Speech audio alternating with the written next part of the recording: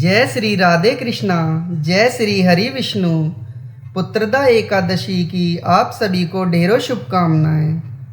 पुत्रदा एकादशी यह एकादशी श्रावण मास की शुक्ल पक्ष की एकादशी को मनाई जाती है।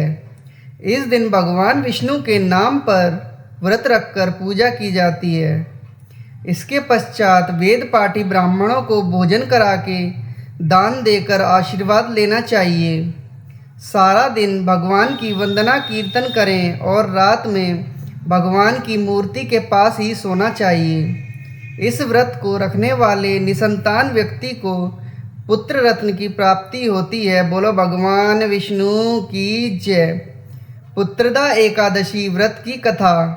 एक समय की बात है, माहिष्मती नगर में महीजीत नाम का राजा राज करता था। वह बड़ा ही धर्मात्मा, शांति प्रिय और दानी था, परंतु उसके कोई संतान नहीं थी। यह सोच सोचकर राजा बहुत दुखी रहता था। एक बार राजा ने अपने राज्य के समस्त ऋषियों और महात्माओं को बुलाया और संतान प्राप्त करने के उपाय पूछे। इस पर परम ज्ञानी लोमेश ऋषि ने बताया कि आपने पिछले जन्म में श्रावण मास की एकादशी को अपने तालाब से प्यासी गाय को पानी नहीं पीने दिया था और उसे हटा दिया था। उसी श्राप के कारण आपके कोई संतान उत्पन्न नहीं हुई है। इसलिए आप श्रावण मास की पुत्रदा एकादशी का नियम पूर्वक व्रत रखिए तथा रात्रि जागरण कीजिए। आपको पुत्र अवश्य प्राप्त होगा। ऋषि की आज्ञा अनुसार राजा ने एकादशी का व्रत किया और जिससे उसे पुत्र की प्राप्ति हुई। बोलो भगवान विष्णु की जय। एकादशी माता की कथा। एक बार एक राज्य में एक राजा राज करता था। राजा बहुत ही बुद्धिमान और बलशाली था। राजा सदैव अपनी प्रजा का बहुत अच्छे से ध्यान रखता था। प्रजा भी अपने राजा को बहुत पसंद करती थी। राजा की 2 बेटियां थीं। राजा अपनी दोनों बेटियों से बहुत प्रेम करता था। राजा की छोटी बेटी देखने में बहुत सुंदर और आकर्षण थी और राजा की बड़ी बेटी छोटी बेटी के मुकाबले थोड़ा कम सुंदर थी। राजा की छोटी बेटी ग्यारस माता की पूजा किया करती थी और सभी लोग राजा की छोटी बेटी से बहुत प्रेम करते थे और बहुत प्रशंसा किया करते थे। राजा भी अपनी छोटी बेटी को बड़ी बेटी से अधिक प्रेम करता था, जिस कारण राजा की बड़ी बेटी को अपनी छोटी बहन से बहुत नफरत होने लगी थी। राजा की दोनों बेटियां जब बड़ी हो गईं, तब एक पड़ोस राज्य में रहने वाले राजकुमार राजा की बड़ी बेटी के लिए रिश्ता लेकर आया। लेकिन जैसे ही उस राजकुमार की नज़र राजा की छोटी बेटी पर पड़ी, तो वह राजकुमार राजा की छोटी बेटी पर आकर्षण हो गया और उससे पहली नज़र में प्रेम कर बैठा। उस राजकुमार ने राजा की बड़ी बेटी के साथ विवाह करने से मना कर दिया और उसने राजा से कहा कि मैं आपकी छोटी बेटी से विवाह करना चाहता हूँ।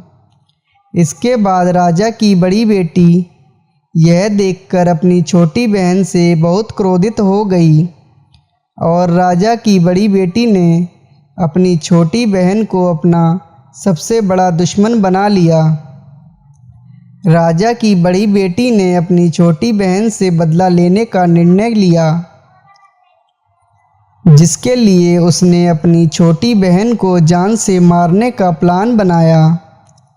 राजा की बड़ी बेटी ने अपनी छोटी बहन को मारने के लिए सबसे पहले एक लड्डू में जहर मिलाकर अपनी छोटी बहन को दे दिया और उसको लड्डू खाने के लिए कहा। लेकिन लड्डू खाने के बाद भी छोटी बहन को कुछ नहीं हुआ। बड़ी बहन यह देखकर बहुत आश्चर्यचकित हो गई, लेकिन बड़ी बहन ने हार नहीं मानी और उसने जब रात में छोटी बहन अपने कमरे में सो रही थी, तब एक मटके में सांप रखकर उसके कमरे में छोड़ दिया। लेकिन सांप भी छोटी बहन का कुछ नहीं कर पाया। जिसके बाद बड़ी बहन ने अपनी छोटी बहन से कहा कि चलो हम कुएं से पानी भरकर लाते हैं, जिसके लिए वह अपनी छोटी बहन को पानी भरने के बहाने कुएं के पास ले गई और उसने अपनी छोटी बहन को कुएं में धक्का दे दिया। लेकिन छोटी बहन को तब भी कुछ नहीं हुआ, क्योंकि हर बार ग्यारस माता उसकी रक्षा कर रही थी और उधर बड़ी बहन अपने सारे प्रयासों के बाद असफल हो रही थी, जिससे वह बहुत क्रोधित होती जा रही थी। फिर उसने अपनी छोटी बहन के पास जाकर उससे खुद ही पूछा कि मेरी छोटी बहन, तुमको पता है भगवान ने सबकी मृत्यु एक दिन निश्चित समय पर लिखी हुई है, और कैसे तुम्हारी मृत्यु होगी, क्या तुम यह जानती हो?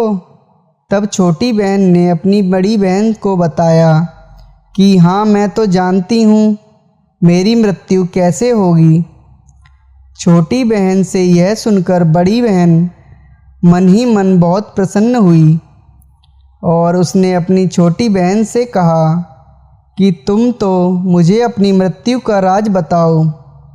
छोटी बहन ने अपनी बड़ी बहन से कहा कि मेरी मृत्यु तो एक तोते में है, जो तोते के गले में एक हार है, उससे मेरी मृत्यु होगी। जब तक कोई भी व्यक्ति तोते को मारकर वह हार अपने गले में पहनेगा तो मैं मूर्छित हो जाऊंगी, और जैसे ही उस हार को अपने गले से उतारेगा तो मैं वापस जीवित हो जाऊंगी।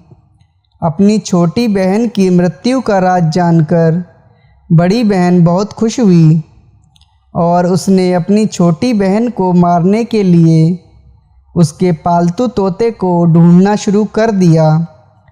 और छोटी बहन को इस बात का आभास हो गया था कि कोई उसकी जान लेना चाहता है, जिसके लिए वह अपने पिताजी के पास गई और उसने अपने पिताजी से कहा कि पिताजी, मेरी मृत्यु के बाद आप मुझे जलाइएगा मत, बल्कि आप मुझे अपनी पुरानी वाली हवेली में एक पलंग में लिटाकर छोड़ दीजिएगा। अपनी छोटी लड़की की यह बात सुनकर राजा बहुत आश्चर्यचकित हो गए। राजा ने अपनी छोटी बेटी से पूछा, बेटी, तुम ये क्या कह रही हो? तब राजा की छोटी बेटी ने बताया, पिताजी, समय किसी के लिए नहीं रुका, कब क्या हो जाए किसी को कुछ नहीं पता। और फिर राजा ने अपनी छोटी बेटी से कहा कि तुम ऐसी बातें क्यों कर रही हो? 2-3 दिन में तो तुम्हारा विवाह है। लेकिन छोटी बेटी ने अपने पिताजी को ऐसा करने पर मजबूर कर दिया और उनसे वचन ले लिया। राजा ने भी अपनी छोटी बेटी की बात स्वीकार कर ली और 2-3 दिनों के बाद जब शादी का समय आया, तब राजकुमार बारात लेकर राजा के घर आया और राजकुमार और राजा की छोटी बेटी का विवाह शुरू हो गया। जैसे ही राजा की छोटी बेटी राजकुमार के साथ फेरे लेना शुरू करती है, तो उसकी बड़ी बहन अपनी छोटी बहन के कमरे में जाकर उसके तोते को पकड़ लेती है और उसको जान से मार देती है। तोते के गले में जो हार था उसको अपने गले में धारण कर लेती है। जैसे ही बड़ी बहन उस हार को अपने गले में धारण करती है, तो उधर छोटी बहन 3.5 ही फेरे ले पाती है और वहीं पर बेहोश होकर गिर जाती है। जिसके बाद राजा ने बड़े बड़े दर्द हकीमों को बुलाया और अपनी छोटी बेटी का इलाज करने के लिए कहा। राजा की बात सुनकर वैद्य ने छोटी बेटी को जब चेक किया तो राजा को बताया कि आपकी छोटी बेटी ना तो जीवित है और ना ही मरी हुई है। यह मैं ऐसा पहली बार देख रहा हूँ। राजा ने वैद्य और हकीम को यह बात बाहर बताने से मना कर दिया और उनको कहा कि अगर तुमने यह बात किसी को बाहर बताई तो हम तुम्हें फांसी दे देंगे। राजा ने अपनी छोटी बेटी को पुराने महल में जाकर एक पलंग में लिटा दिया और वहाँ पर कुछ सैनिकों को तैनात कर दिया। वापस अपने महल पर आ गया। राजा की बड़ी बेटी अपने पिताजी के पास आई और कहने लगी कि पिताजी, अगर यह शादी संपन्न नहीं हुई तो आपकी इज्जत का क्या होगा?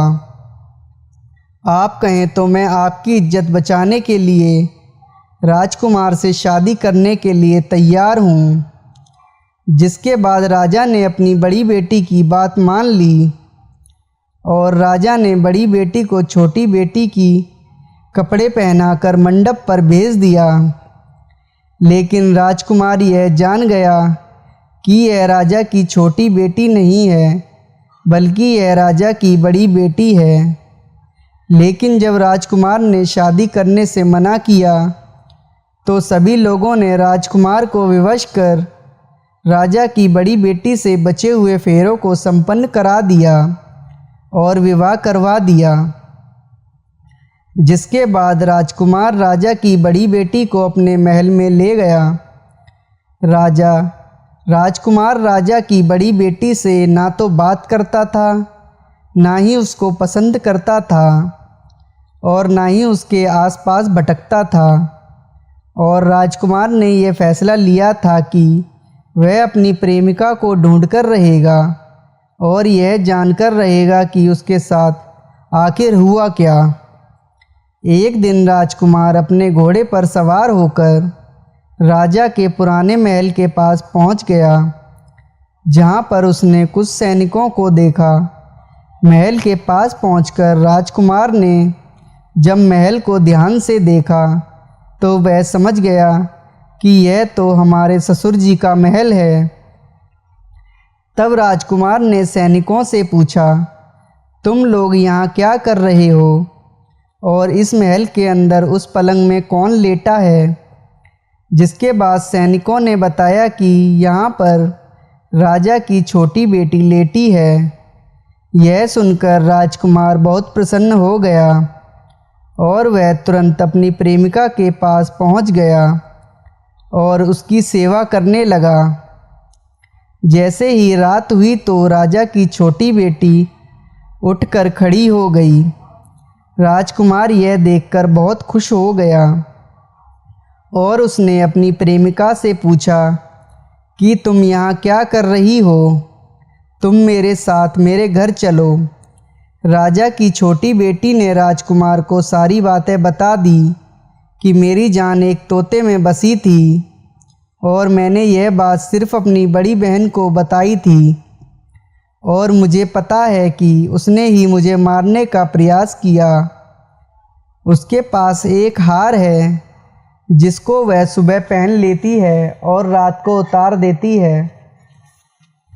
जब तक वह हार को पहने रहती है तब तक मैं मूर्छित रहती हूँ और जैसे ही वह हार को उतार कर रख देती है तो मैं जीवित हो जाती हूँ और जब तक मेरी बड़ी बहन के पास वह हार है तब तक मैं ऐसे ही जीवित और मूर्छित होती रहूँगी।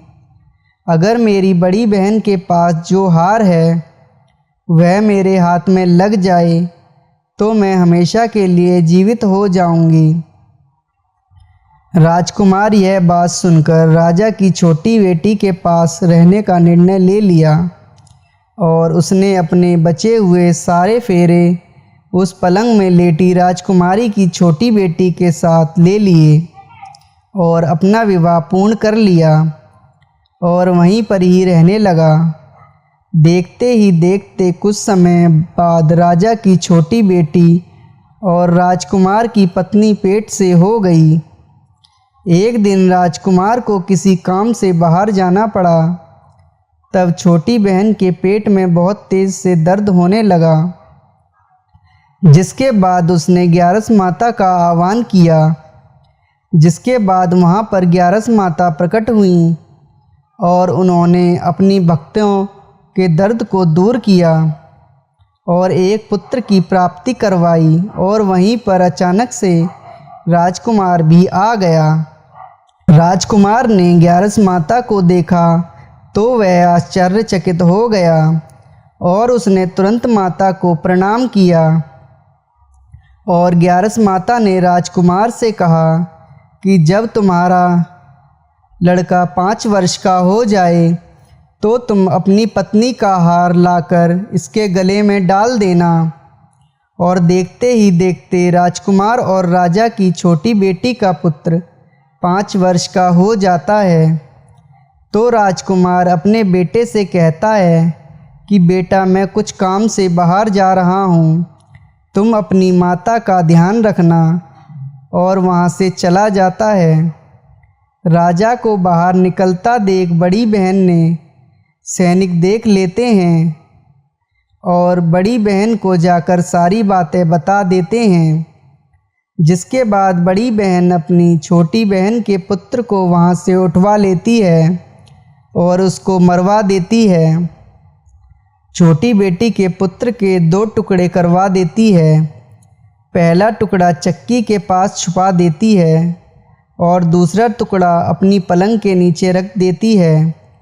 अब ग्यारस माता भिखारी का रूप लेकर आती हैं। एक भिखारी का रूप रखकर बड़ी बहन के पास चली जाती हैं। जिसके बाद वहाँ पर भिक्षा मांगने लगती हैं। बड़ी बहन अपने नौकरों से कहती है कि जाकर भिक्षा दे दो, लेकिन जैसे ही नौकर ग्यारस माता को भिक्षा देने के लिए आते हैं तो माता उन्हें मना कर देती है और कहती हैं कि मैं तुम्हारी महारानी से ही भिक्षा लूँगी। जिसके बाद बड़ी बहन स्वयं ही भिक्षा देने के लिए माता के पास आती हैं। तब माता एक बिल्ली का रूप लेकर उसके कमरे में चली जाती हैं और वहाँ पर छोटी बेटी के पुत्र को जिंदा कर देती हैं, उसे वहाँ से ले जाती हैं। राजकुमार अपने बेटे को लेकर अपनी पत्नी के पास जाता है और उससे कहता है कि तुम इसका ध्यान रखना। अगर तुम इस बच्चे का अच्छे से ध्यान रखोगी तो मैं तुमसे बात करूँगा। एक दिन राजकुमार अपने बच्चे से कहता है कि तुम मम्मी से उनके गले का हार मांग लो।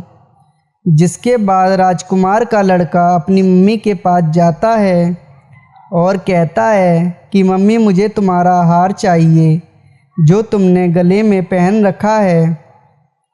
यह सुनकर पहले तो बड़ी बहन बहुत क्रोधित होती है, पर उसको याद आ जाता है कि राजकुमार ने कहा था कि अगर मैं इस बच्चे का ध्यान अच्छे से रखूँगी तो वह मुझसे बात करेंगे।